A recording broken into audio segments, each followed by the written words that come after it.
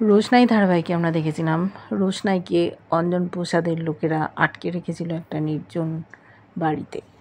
বুঝতে পারছিল না ওর সাথে কী ঘটতে চলেছে। জানতে পেরেছে এটা অঞ্জন প্রসাদের কাজ। সকাল হয়েছে, অঞ্জন প্রসাদ মিস্টার কাপুরকে নিয়ে এসছে হাতে একটা কাগজ। জানতে চেয়েছে কেন আপনারা আমাকে আটকে রেখেছেন। বলছে দেখো, তোমাকে আমরা ছেড়ে দেবো, এমনি এমনি আটকে রাখিনি। তোমার বাবার কিছু সম্পত্তি আছে, সেই সম্পত্তির দাবিদার তুমি, কিন্তু তুমি কোত্থেকে উড়ে এসে জুড়ে বসেছ সেটা তো তুমি পেতে পারো না। তুমি শুধু একটা কাগজে সই করে দাও, ব্যাস তোমাকে আমরা ছেড়ে দেবো। এই সম্পত্তির মূল্য অনেক টাকা, এটা তো তোমার হাতে ছাড়া যাবে না। রোশনাই বলছে আপনারা ভাবলেন কি করে যে আমি কাগজে সই করে দেবো আর বাবার সম্পত্তি আপনারা নিয়ে নেবেন? আমি কিছুতেই সই করব না।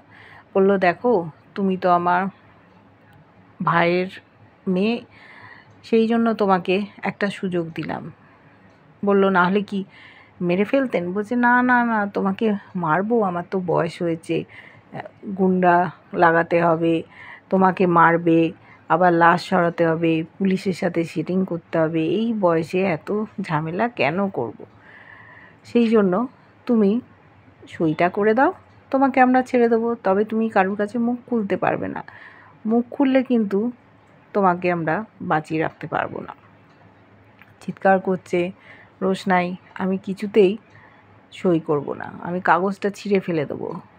ওরা দেখছে বিপদ, তখন বলল আর একটা সুযোগ দেব, তুমি ভেবে দেখো, আর তুমি যদি সইটা না করো, তোমার যে প্রিয় মানুষ তার মুন্ডুটা কেটে তোমার হাতে ধরিয়ে দেবো। রোশনাই বলল আমাকে আপনি যতই ভয় দেখান, আমি কিছুতেই সই করব না। আমাকে যদি মেরেও ফেলেন তাতে আমার কিছু এসে যায় না। দেখুন, আমরা আজ নয় কাল আমি আপনি সবাই চলে যাব, তাই নয় কিছুদিন আগেই যাব, এতে আমার কোনো অসুবিধে নেই। রঞ্জন প্রসাদ আর কিছু বলল না। যে গুন্ডা দুটো ওকে পাহারা দিচ্ছিল তাদের কিছু ইশারা করলো, কাগজটা রেখে দিল। রোশনাইকে ধরে ওরা ভেতরের ঘরে নিয়ে চলে গেল, হয়তো ভয় দেখিয়ে সই করানোর চেষ্টা করবে। এদিকে দেখেছি ব্যারিস্টার সেনগুপ্তর কাছে পুলিশ অফিসার যিনি সাহায্য করছেন লালনকে, দুজনে মিলে দীপ্তজিৎ চ্যাটার্জিকে নিয়ে আলোচনা করছে। ওরা মনে করেছে ঠিক একটা সেটেলমেন্ট করার জন্য দেখা করতে আসবে মিস্টার সেনগুপ্তর কাছে, ছেড়ে দেবে না। এদিকে দীপ্তজিৎ সত্যিই এসে গেছে। যখন বিয়ারা এসে বলেছে যে দেখা করতে চায়, ওরা বলছে দেখুন এসে গেছে, আমাকে দেখে তো আরও অবাক হয়ে যাবে, আপনি কথা বলুন, আমি বরং একটা কাজ করি, যা কথা বলবে সেগুলো রেকর্ড করে নেব। ডাকা হলো দীপ্তজিৎকে। ওই পুলিশ অফিসারকে দেখে ও তো অবাক, বলছে আপনি এখানে? আপনি তো আমাকে চেনেন। ব্যারিস্টারকে নমস্কার জানিয়েছে, বলছে আপনাদের অফিস থেকে আমার কাছে একটা চিঠি আছে, এর অর্থ আমি কিছুই বুঝতে পারছি না। পুলিশ অফিসার বলছেন আপনি কিছুই বুঝতে পারছেন না? আপনি কিছুই করেননি? উনি তখন বলছেন দেখুন, আপনি লালনদের পরিবারের সম্পত্তি ভোগ দখল করছেন, ওর বাবার কাছ থেকে যে টাকা আপনি সরিয়ে আত্মসাৎ করেছিলেন তাই দিয়ে বাড়ি বানিয়েছেন, সম্পত্তি করেছেন, এবার আপনার উচিত সেগুলো সব ফেরত দেওয়া। ওদেরকে পথে বসিয়ে আপনি বড়লোকি জীবনযাপন করছেন। তখন বলছে দেখুন, আমি তো সেরকম কিছু নিইনি, আর যে অ্যামাউন্টটা দেখছি এটা তো আমার পক্ষে দেওয়া সম্ভব না, আমি কি করে দেবো? আমি তো তাহলে পথের ভিখিরি হয়ে যাব। তখন ওই পুলিশ অফিসার বলছে দেখুন, আপনি যাদের টাকা পয়সা নিয়ে শাস্তি দিলেন তাদের এরকম অবস্থা হওয়ার কথা না, ওরাও আপনার মতোই থাকতে পারত, আপনি সেটা হতে দিলেন না। বলছে আমি যদি বাড়ি থেকে বেরিয়ে যাই তাহলে আমি কোথায় থাকবো? আমার তো আর আশ্রয় নেই, এই বয়সে রাস্তায় ঘুরে বেড়াবো। বলছে কেন, বস্তিতে থাকবেন, দেখুন বস্তিতে থাকতে কেমন লাগে। এতদিন তো লালনরা থাকলো, ওর মা কত কষ্ট করে লোকের বাড়ি রান্না করছে এই বয়সে, সংসার চালাচ্ছে, আপনাদেরও তো এইগুলো করতে হবে। করে দেখুন কেমন অবস্থাটা হয়। ওদের অনেক অসম্মান করেছেন।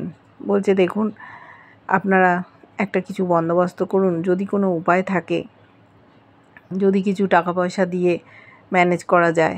বললো না, এটা কখনোই সম্ভব না, আপনি বাড়িটা ছেড়ে দেবেন আর যে টাকাটা ওরা পাবে সুদ সমেত সেই টাকাটা দিয়ে দিন। বলছে এত টাকা কোথায় পাবো? বলছে আচ্ছা ঠিক আছে, তাহলে আপনি যে আসল টাকাটা নিয়েছিলেন সেইটা অন্তত ওদেরকে দিন, ওদের যে অভাব অনটন সেটা ঘুচবে। বলল লালনের বাবা মারা গেছে, বলা তো যায় না, আপনি হয়তো তাকে মেরে ফেলেছেন। দীপ্তজিৎ বলছে আমাকে দেখে কি কোনো খুনি বলে মনে হয়? আমি কেন মারতে যাব? ওরা বলছে আপনি অনেক কিছুই করতে পারেন। ওদের টাকাটা মাথায় হাত বুলিয়ে নিয়ে নিয়েছেন, কোনো দিন ফেরত দেননি, সেই টাকা দিয়ে এত সম্পত্তি করেছেন আর ওদের সর্বনাশ করলেন। আজ ওরা পথে পথে ঘুরে বেড়াচ্ছে। বলল আপনি যদি বৌদির হাতে পায়ে ধরেন, পায়ে পড়ে যান, আর লালন যদি ক্ষমা করে দেয়, দেখুন কি করে ওরা। বস্তিতে এর জন্য আপনাদের যেতে হবে, তবে বাড়িটাও দিতে হবে, টাকাও ফেরত দিতে হবে, আর না দিলে কোর্টে দেখা হবে।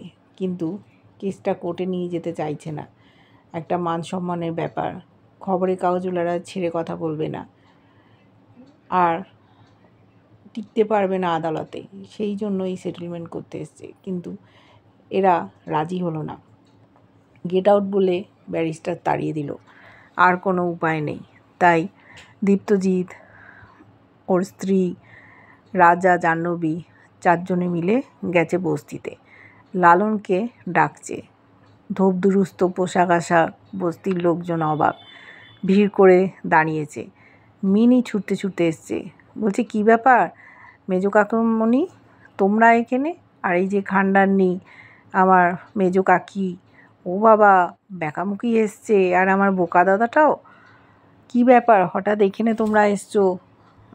আমার শ্বশুরবাড়িতে আসবে? এসো এসো, ঘরে এসো, দেখছো না তোমাদের দিকে কত ভিড় হয়ে গেছে। বলল লালনের সাথে দেখা করতে চাই। সাথে সাথে বেরিয়ে এসছে লালনের মা। লালন বলছে কী ব্যাপার আপনারা এখানে? বলছে লালন তোমার সাথে একটু কথা বলবো আলাদা করে। ওখানে কাজল চলে এসছে, লালনের বোন। কাজল বলছে আপনি যা বলার সবার সামনে বলবেন, আলাদা করে লালনের সাথে কথা বলা যাবে না। কে ওই মেয়েটা জানতে চেয়েছে।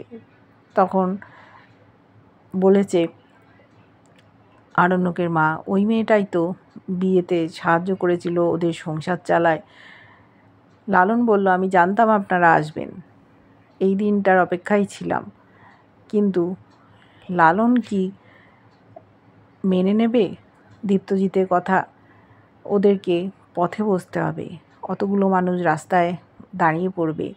জাহ্নবী বলছে কি নোংরা, কি গন্ধ, এখানে থাকা যাচ্ছে না। এবার আরণ্যকের মাও বলছে এই সব জায়গায় আমাদের যে কোনো দিন আসতে হবে ভাবতেও পারিনি, এরা কি করে থাকে। কিন্তু বুঝতে পারছে না যে এই দীপ্তজিতের জন্যই আজ ওরা পথে বসেছে। ওরাও ভালো জায়গায় থাকতে পারত, গাড়ি বাড়ি সব ছিল, সমস্ত ভোগ দখল করছে এই চ্যাটার্জি পরিবার। ফেরত দেবে কি? লালন ক্ষমা করলে করেও দিতে পারে। কি হতে চলেছে ওদের জীবনে আমরা দেখতে থাকবো। কেমন লাগছে ধারাবাহিকটা জানিও। ভালো লাগলে লাইক কমেন্ট সাবস্ক্রাইব করে যারা ফেসবুক পেজ থেকে দেখছো ফলো করে সাথে থেকো।